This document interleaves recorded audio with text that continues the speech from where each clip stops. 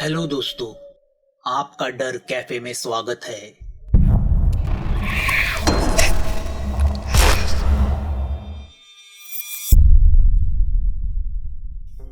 यामिनी ने चंडीगढ़ जाके अपने पाप की निशानी तो गिरा दी थी और आत्मा से अपने बदले का सौदा भी किया था, मगर अब वो पुष्कर को अपनी आंखों से सड़ते हुए देखना चाहती है। अगर पिशाच आत्मा ने उसे वादा किया है तो जरूर पुष्कर के बर्बादी की शुरुआत हो चुकी होगी। वह एक पल पुष्कर के केबिन की ओर देखती है।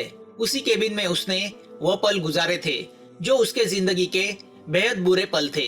उसकी आंखों से आंसू बहने लगते हैं। वो पुष्कर के आने का इंतजार कर रही थी। वो घड़ी में देखती है, शाम के 5 बज रहे हैं। ठीक उसी वक्त पुष्कर बाथरूम में आईने के सामने खड़ा था और अपने नाक से बह रहा खून पोंछ रहा था। वो समझ नहीं पा रहा था कि अचानक उसकी तबीयत को ऐसा क्या हुआ जो यह सब उसके साथ हो रहा है। उसके बदन के वो छोटे फोड़े अब बड़े हो चुके थे और तो और उनकी संख्या भी बढ़ चुकी थी। उसने जब शाम को अपने बाल से कंघी घुमाई थी तो उसे पता चला कि उसके बाल भी झड़ रहे हैं। अब वह डर गया था। सुबह डॉक्टर से लाई हुई गोली का कुछ भी असर नहीं हुआ था।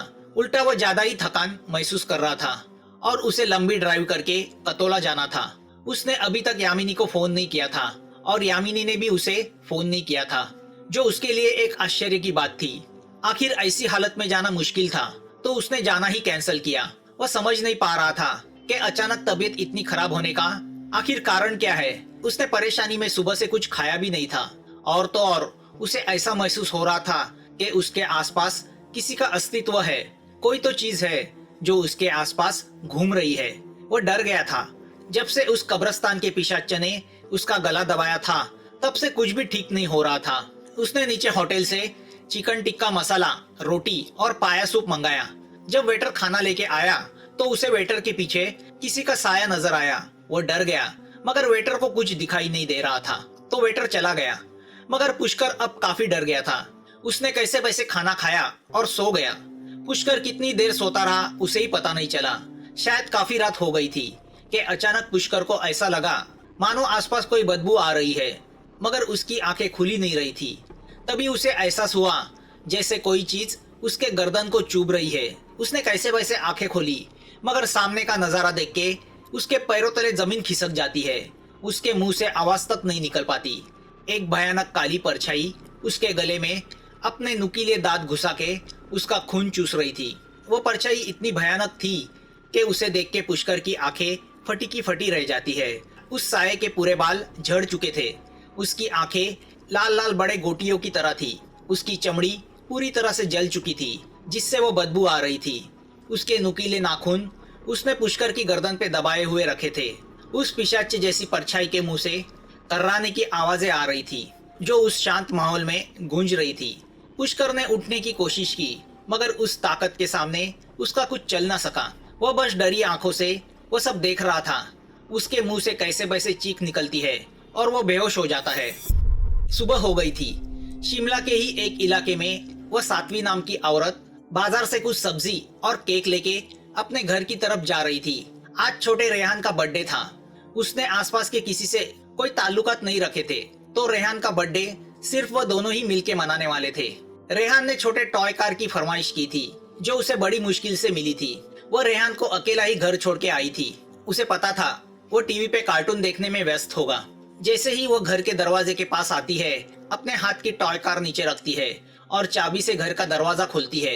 वह सामान लेके अंदर आती है, मगर अंदर का नजारा देख के शौक सी हो जाती है, मानो उसका दिल धड़कना ही बंद हो गया हो। सामने सोफे पे टिल्लू बैठा था और रेहान उसकी गोदी में बैठ के चॉकलेट खा रहा था। सात्वी को देख के रेहान उसे चॉकलेट दिखाता है और मासूम की तरह हंसता है। रेहान, तुम अंदर जाओ। सात्वी रेहान से कहती है। रेहान सात्वी के हाथ की टॉय कार को देखता है और खुशी से चिल्लाता हुआ उसकी ओर लपकता है और उस कार को चलाते हुए अंदर चला जाता है। सात्वी सहमी हुई अंदर आती है। वह जैसे ही अंदर आती है, पीछे से मन्नू दरवाजा बंद करता है। कैसी हो सात्वी उर्फ जीनत। उसकी बात सुनकर सात्वी यानी जीनत समझ जाती है वो बहुत बड़े संकट में फंस चुकी है। वो पिछले 5 साल से उस इलाके में नाम बदल के रहती थी, मगर किसी को भनक तक नहीं हुई थी कि वह एक वेश्या है। उसने बड़ी मेहनत से अपना वो आशियाना बनाया था, मगर सामने बैठे उस खूंखार इंसान ने उसे जीनत कह के पुकारा तो वह समझ गई उसका अतीत उसका पीछा छोड़ने को तैयार नहीं। कौन हो तुम लोग? जीनत कतराती हुई आवाज में उससे पूछती है। मैं टिल्लू। और मैं मन्नू। तुमने हमारा नाम तो सुना ही होगा। पीछे से मन्नू हंसते हुए कहता है। बड़ा प्यारा बेटा है तुम्हारा, बिल्कुल कल्लू की तरह दिखता है। टिल्लू हंसते हुए कहता है। क्या चाहिए तुम्हें? हमें जो चाहिए वो तुम जानती हो जीनत। मेरा नाम सात्विक कश्यप है, जीनत नहीं। टिल्लू के चेहरे पे मुस्कुराहट आ जाती है। जीनत, मैं अभी रानी का गला काट के आया हूँ, कहो तो तुम्हारा भी काट दूं। शायद उसके बाद तुम सच कहोगी। देखो, कल्लू को मरे हुए 5 साल हुए हैं। अब मेरा उन चीजों से कोई वास्ता नहीं। कल्लू कल्लू को मैंने ही मारा है, इसलिए ये बताने की जरूरत नहीं। और हाँ, तुम्हारा उन चीजों से वास्ता है। तुम जिस शानो शौकत का लुत्फ उठा रही हो ना, वो हमारी है। टिल्लू जेब से सिगरेट निकालते हुए बोलता है। यह मैंने मेरी मेहनत से बनाए हैं। जीनत आवाज ऊंची करके बोलती है। उसकी वह बातें सुनकर टिल्लू सिगरेट होठों से हटा के जोरों से हंसने लगता है। मेहनत से? कितने लोगों के साथ मेहनत की। देखो, कल्लू ने मुझे कुछ पैसे दिए, मगर कुछ मेरे भी है। मैं अब शांति से जी रही हूँ। मुझे मेरे हाल पे छोड़ दो। कल्लू ने पैसे कहाँ रखे हैं? कौन से पैसे? जीनत जोर से बोलती है। अब टिल्लू जेब से रामपुरी निकालता है। देखो जीनत, मेरी सब्र का इम्तिहान मत लो, वरना तुम्हारा गला काट के तुम्हारा सर इस मेज पे रख दूंगा और तुम्हारा वो रेहान उसे देखता रह जाएगा। पैसे कहाँ है? कल्लू ने मुझे 50 लाख दिए, बाकी के पैसे उसने कहाँ रखे मुझे बताया नहीं। मुझे पैसे देने के बाद वह चंडीगढ़ के यहाँ कहीं पे 4 दिन के लिए गया था। उसने दिए हुए उन पैसों से मैंने ये घर लिया और बाकी के पैसे एफडी में डाले। मुझे छोड़ दो, अगर तुम्हें चाहिए तो मैं एफडी में से पैसे निकाल के तुम्हें देती हूँ। वो तो हम लेंगे ही, मगर मुझे वो बाकी के 4 करोड़ भी चाहिए। मैं सच कहती हूँ, मुझे पता नहीं। अगर पता होता तो मैं बता देती। जीनत, सोचता हूँ तुम्हें मारने के बदले तुम्हारे बच्चे को मार दूं। टिल्लू अब गुस्से से बोलता है।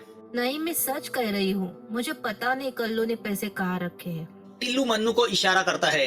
मन्नू पैर से अपनी जीन्स ऊपर करता है और बड़ा चाकू निकालता है और अंदर की तरफ बढ़ता है। जीनत उसके पैर पकड़ती है। मैं सच कहती हूँ, मुझे पता नहीं। मेरे बच्चे से बढ़कर मेरे लिए दुनिया में कुछ भी नहीं। कुछ तो कहा होगा कल्लू ने बातों बातों में। नहीं, उसके पहले ही वह मर गया और पिछले 5 साल से मैंने किसी से कोई रिश्ता भी नहीं रखा। हाँ, पिछले महीने एक आदमी कल्लू का पता पूछते हुए आया था। अब टिल्लू जीनत से पूछता है।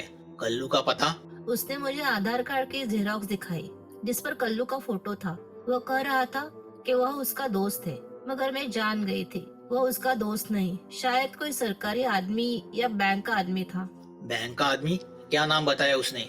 1 मिनट। जीनत उठ के ड्रॉवर खोलती है और उसमें से इलेक्ट्रिसिटी का बिल निकालती है जिसमें उसने वह नाम लिखा हुआ था। टिल्लू नाम पढ़ता है। अविनाश रस्तोगी, ये उसका नंबर है?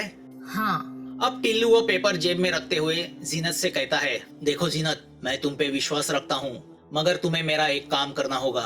तुम्हें मन्नू के साथ बैंक जाना है और तुम्हारी सारी एफडी कैश करा के निकालनी है। तब तक मैं यहाँ रेहान के साथ खेलूंगा।